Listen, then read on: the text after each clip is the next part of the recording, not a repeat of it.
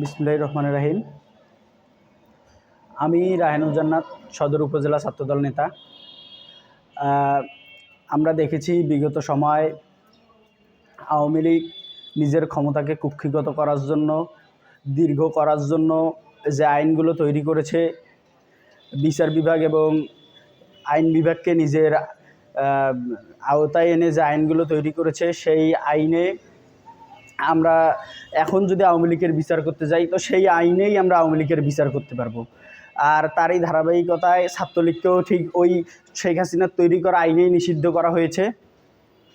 ছাত্রলীগ একটি সন্ত্রাসী সংগঠন, আমরা জানি মেয়েরা মায়ের জাত, কিন্তু যারা ছাত্রলীগ নেত্রী আছে এরা সবাই হচ্ছে সাক্ষাৎ মায়ের জাত না, এদেরকে সরাসরি বলা চলে যে এরা হচ্ছে সাক্ষাৎ শেখ হাসিনার জাত।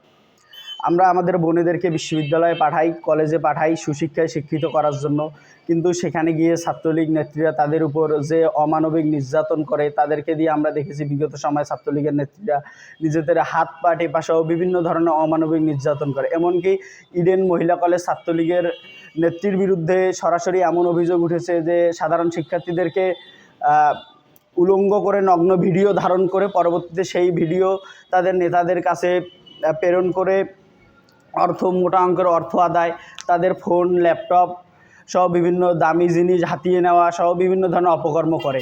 আবার আমরা যদি ছাত্রলীগের যে পুরুষ নেতৃত্ব আছে অর্থাৎ নেতাদের দিকে লক্ষ্য করি, তাহলে আমরা যে বিষয়টি লক্ষ্য করি, তাদের কেন্দ্র থেকে ইউনিয়নের ওয়ার্ড পর্যায়ে তাদের যে একটা সিন্ডিকেট, এই সিন্ডিকেটের বিরুদ্ধে এদের এলাকার মুরব্বীরা পর্যন্ত এদের বিরুদ্ধে কথা বলার সাহস পায় না।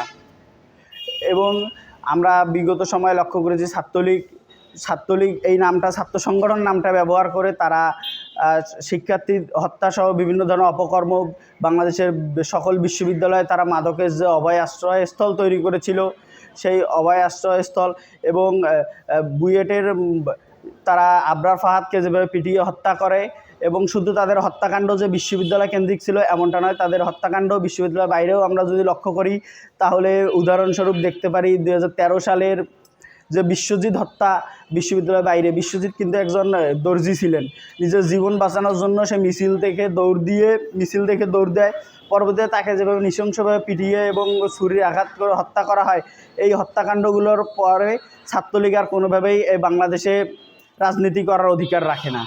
এজন্য ছাত্রলীগকে নিষিদ্ধ করা এটি বর্তমান সময়ের দাবি। আর বর্তমান যে সরকার, এই সরকার জনগণের চোখের ভাষা বুঝেই ছাত্রলীগকে নিষিদ্ধ করেছে, এবং ছাত্রলীগকে নিষিদ্ধ করা এটা সম্পূর্ণ যৌক্তিক। ধন্যবাদ।